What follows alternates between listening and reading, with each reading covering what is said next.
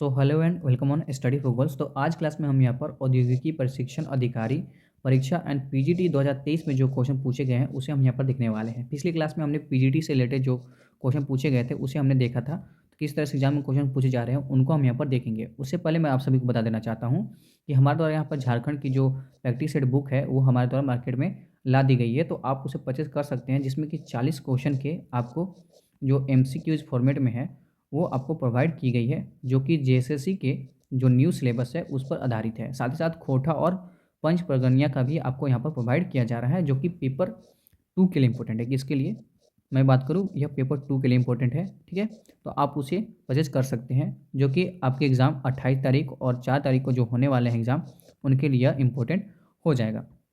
सबसे पहले हम बात कर लेते हैं यहाँ पर जो हमारा पहला क्वेश्चन है उसके बारे में। विंडोज ओएस, ओएस का मतलब क्या होता है? Operating system.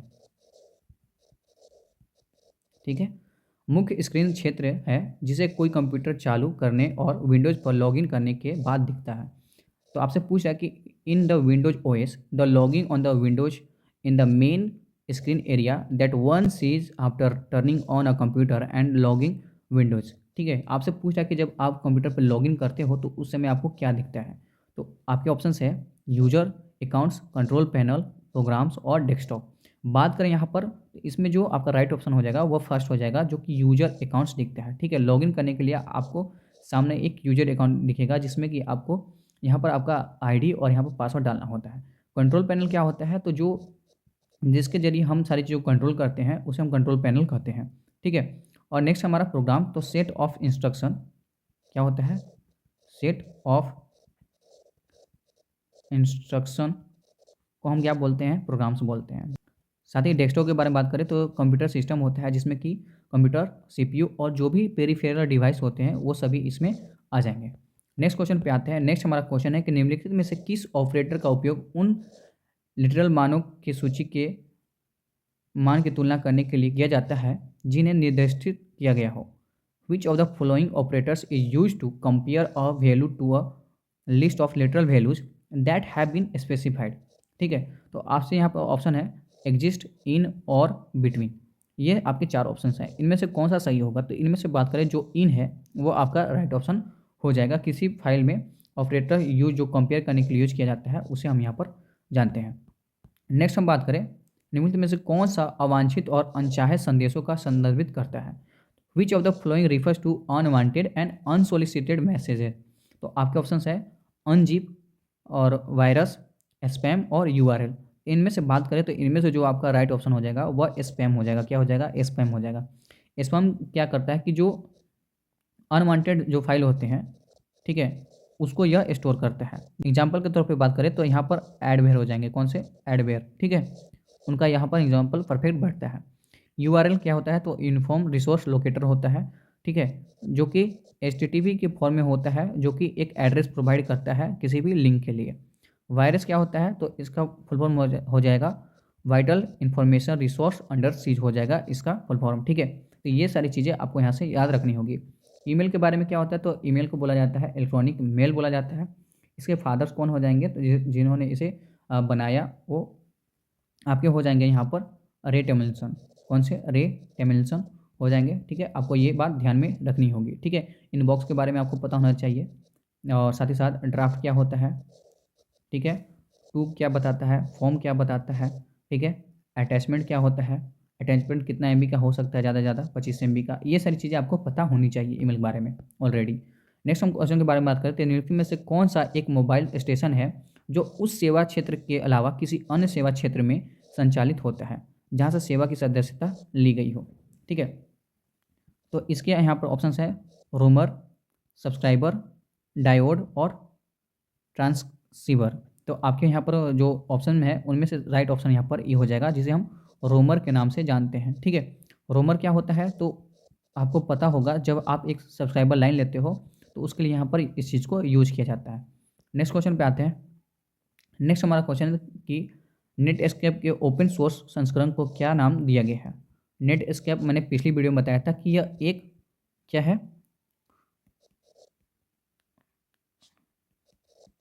ब्राउजिंग सॉफ्टवेयर है। ठीक है, मतलब ऐसे बोल सकते हैं या फिर इसे ब्राउज़र बोल सकते हैं। ब्राउज़र और आपको सर्च इंजन में डिफरेंस क्लियर होना चाहिए, क्योंकि मैंने पिछली वीडियो में ही बता रखा है। अब कुछ लोग ऐसे लोग होते हैं ना जो कमेंट करने बस आ जाते हैं, पढ़े तो कुछ रहते नहीं हैं और बस यहाँ पर आएंगे और कमेंट करके चले जाएंगे। कुछ पढ़ लो, अगर पढ़े रहोगे तो ये सारे क्वेश्चन समझ में आएंगे। जब नहीं बनता है ना तो लोगों को लगता है कि क्या ही पढ़ा रहा है और क्या ही चीज़ें देख रही हैं। अगर मैं पढ़ा रहा हूँ तो इसके पीछे मेरी मेहनत है और मैंने कहीं ना कहीं से सारी चीज़ों को तैयार की है, तो आपको ये सारी पता होनी चाहिए। ठीक है, तभी सारे क्वेश्चन समझ में आएंगे। नहीं तो फालतू में बहुत सारे वीडियो देखोगे, बस ऐसे ही चले जाओगे। आपके ऑप्शन है मोजिला, इंटरनेट एक्सप्लोरर और इरवाइस और क्रोम। तो यहाँ पर आपका जो राइट ऑप्शन हो जाएगा वो मोजिला हो जाएगा। ठीक है, मोजिला क्या है, इसका ओपन सोर्स यहाँ पर नेट स्कैप का वर्जन है। ठीक है, साथ ही साथ ये सारी चीज़ें यहाँ पर क्या है, तो ये भी ब्राउज़र है। ठीक है, नेक्स्ट क्वेश्चन पे आते हैं। नेक्स्ट हमारा क्वेश्चन है कि मोड का उपयोग तब किया जाता है जब सुरक्षा एसोसिएशन का कोई भी छोर सुरक्षा गेटवे होता है। The mode is use whenever either end of the security association is a security gate और स्कूटनी गेटवे। तो यहाँ पर आपके ऑप्शन हैं स्विच, गेटवे और इनकैप्सुलेशन और टनल। तो यहाँ पर जो आपके राइट ऑप्शन हो जाएंगे इनमें से, जो इसमें से राइट ऑप्शन हो जाएगा आपका टनल हो जाएगा। बात करें यहाँ पर स्विच भी है।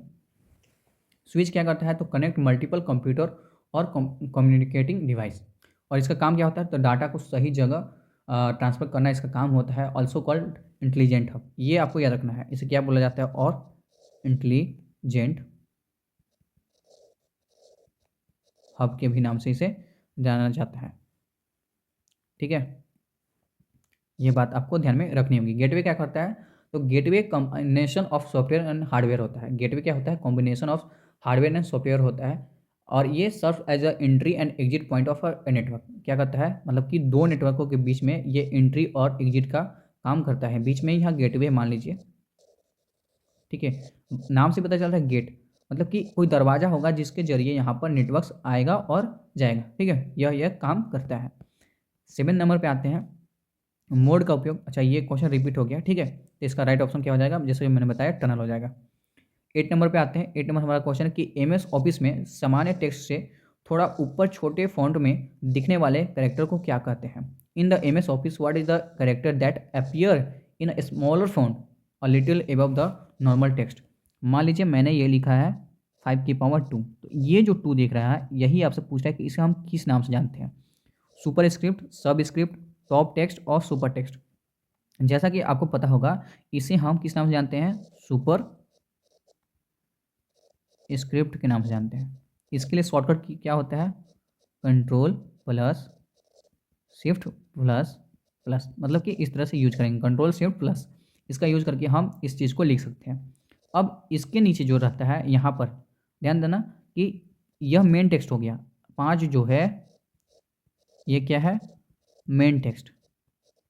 और ये आपका जो स्मॉल टेक्स्ट है, जो ऊपर में रहेगा सुपर स्क्रिप्ट और जो नीचे रहेगा उसे सब स्क्रिप्ट बोलते हैं। और इसके लिए शॉर्टकट क्या होता है, शिफ्ट प्लस प्लस होता है। तो इसका ये चीज़ से हम यूज कर सकते हैं। तो इसके लिए यहाँ पर जो राइट ऑप्शन हो जाएगा वो सुपर स्क्रिप्ट हो जाएगा। वो पूछ रहा है कि ऊपर, थोड़ा ऊपर। ठीक है, तो यहाँ पर सुपर स्क्रिप्ट, यहाँ पर राइट ऑप्शन हो जाएगा। नेक्स्ट हमारा क्वेश्चन है कि 1 मेगाबाइट दशमलव में किसके बराबर होता है। तो यहाँ पर ध्यान देने की बात है कि 1 MB पूछ रहा है आपसे, 1 MB इक्वल टू कितना होता है। तो आपको ऐसा तो पता होगा कि 224 KB होता है, लेकिन कहीं भी KB में नहीं दिया हुआ है ऑप्शन, सब जगह बाइट्स में दिया हुआ है। तो आपको ये चीज़ें ध्यान में रखनी होगी कि 1 KB इक्वल टू कितना होता है, 224 बाइट होता है। तो हम क्या करेंगे, 224 को 1000 मान लेंगे, इंटू 1000 KB को इंटू कर लेंगे, तो हमारा कितना आ जाएगा, 10 लाख बाइट हमारा आंसर आ जाएगा। तो इस तरह से हम निकाल सकते हैं। तो हमारा बी ऑप्शन जो है वह सही हो जाएगा। बात करें, आपको पता होगा कि 4 bit is equal to 1 nibble होता है और 8 bit is equal to 1 byte होता है। ये भी आपको ध्यान में रखना होगा। साथ ही साथ ऐसे भी आप कर सकते हो, सबसे पहले बीट, बीट से बड़ा बाइट, बाइट से बड़ा आपका केबी, केबी से बड़ा एमबी, एमबी से बड़ा जीबी और जीबी से बड़ा टीबी। इस तरह से आप याद रख सकते हो। 10th नंबर हमारा क्वेश्चन है कि निम्नलिखित में से कौन सा एक वीडियो फाइल एक्सटेंशन है। Which of the following is a video file extension? AAC, WAV, MP3 और WMV। तो यहाँ पर जो राइट ऑप्शन हो जाएगा, यहाँ पर जो डी ऑप्शन है वह आपका यहाँ पर क्या हो जाएगा, सही हो जाएगा। क्या हो जाएगा, सही हो जाएगा। जिसका हम यहाँ पर फुल फॉर्म देखें तो इसमें होता है विंडो मीडिया वीडियो, ठीक है, इसका यह फुल फॉर्म हो जाएगा। एक्सटेंशन क्या होता है, तो किसी भी फाइल के द्वारा जो बनाई गई फाइल है उसे पहचानने के लिए एक्सटेंशन का यूज हम करते हैं। नेक्स्ट हमारा है कोबोल का पूर्ण रूप क्या है? तो कोबोल एक आपका बिजनेस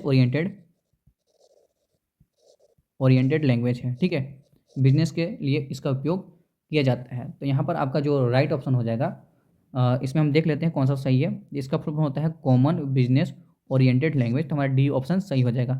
इसको आप इस तरह से भी याद रख सकते हो। साथ ही साथ इसमें एक और होता है फोर्ट्रेन का यूज होता है साइंटिफिक चीज़ों के लिए, जिसका मतलब होता है फॉर्मूला ट्रांसलेशन, ठीक है। तो इस तरह से आप याद रख सकते हो। नेक्स्ट हम आते हैं वैन का पूर्ण रूप क्या होता है?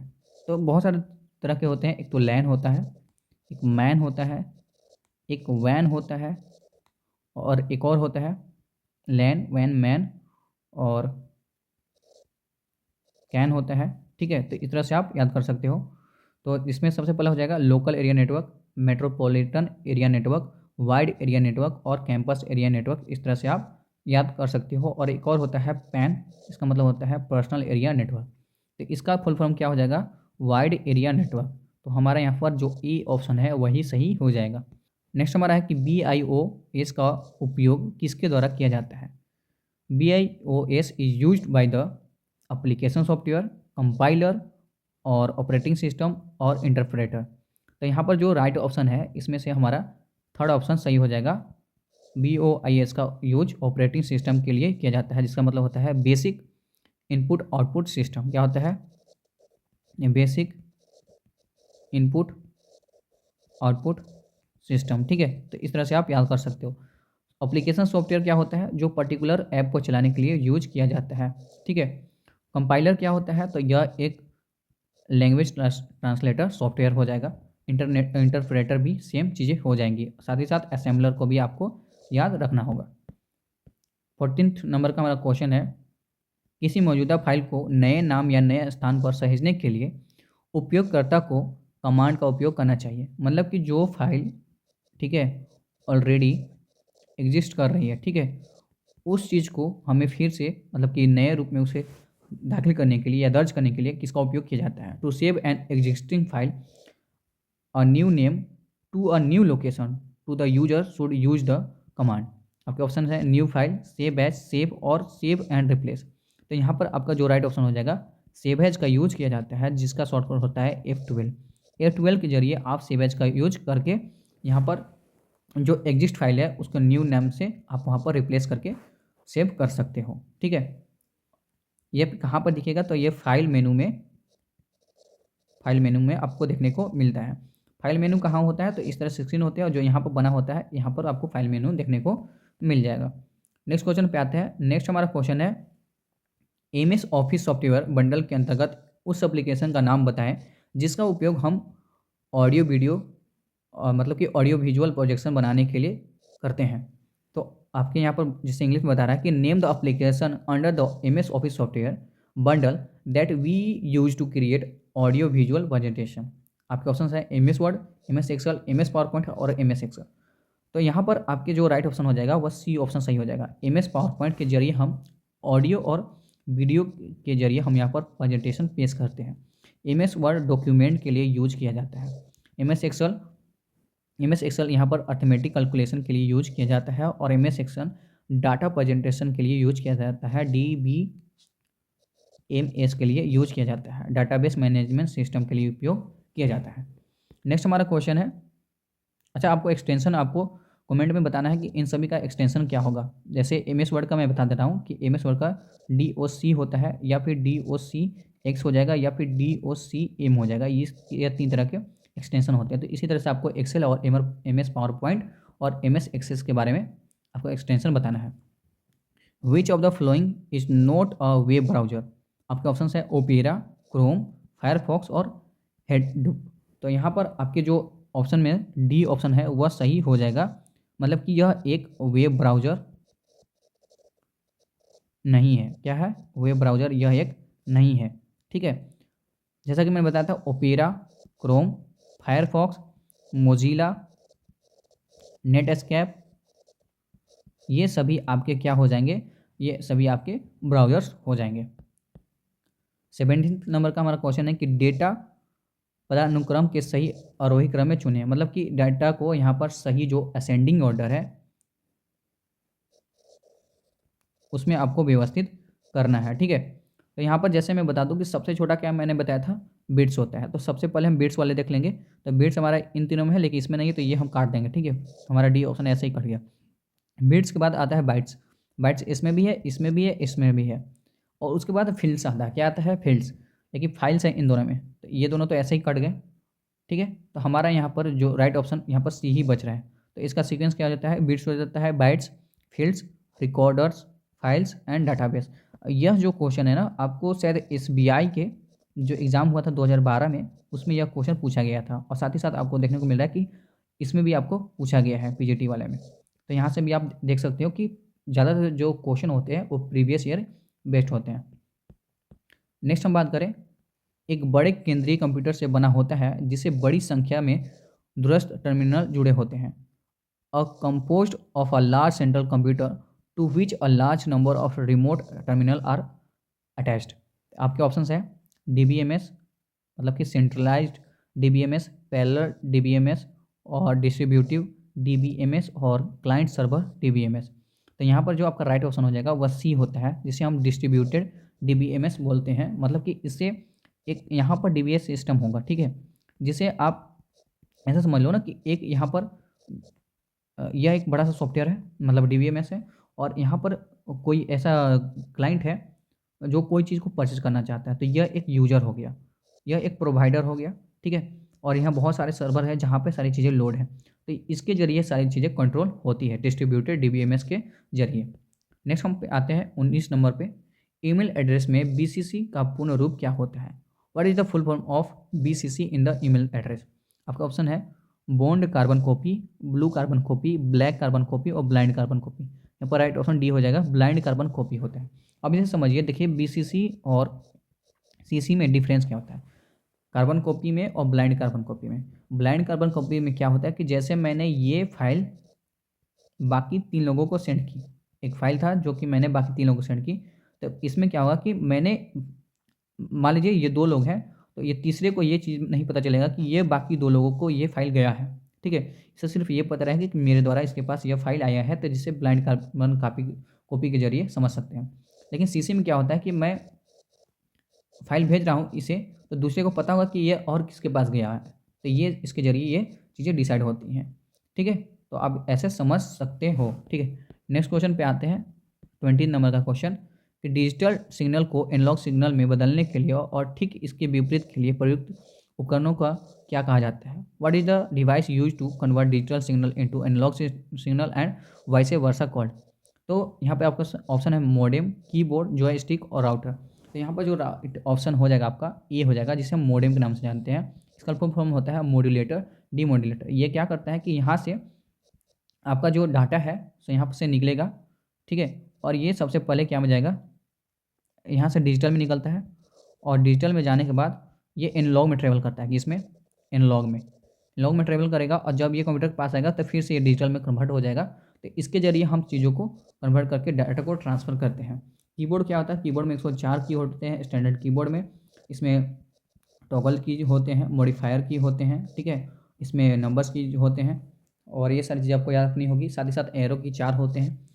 और कीबोर्ड के लिए आपका जो पोर्ट यूज किया जाता है, PS2 पोर्ट यूज किया जाता है।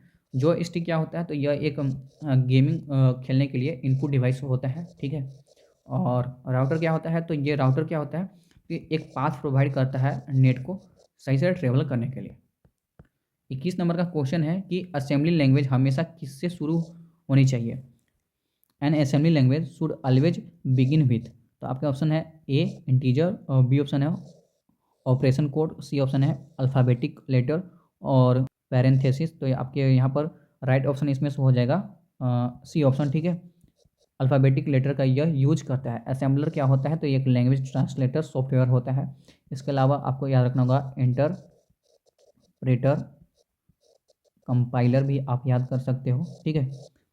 और कंप्यूटर कौन सी भाषा समझता है, तो मशीनी लैंग्वेज समझता है। कौन कौन से 1 और 0 के फॉर्मेट में होते हैं, कितने डिजिट होता है ये भी पूछता है, कितने डिजिट होता है, तो 2, ठीक है। 1 एंड 0, 0 का मतलब क्या होता है, ऑफ होता है, 1 का मतलब ऑन हो जाएगा, ठीक है। इस तरह से आप चीज़ें समझ सकते हो। नेक्स्ट हमारा है, निम्नलिखित में से कौन सा शब्द डॉट मैट्रिक्स से संबंधित है।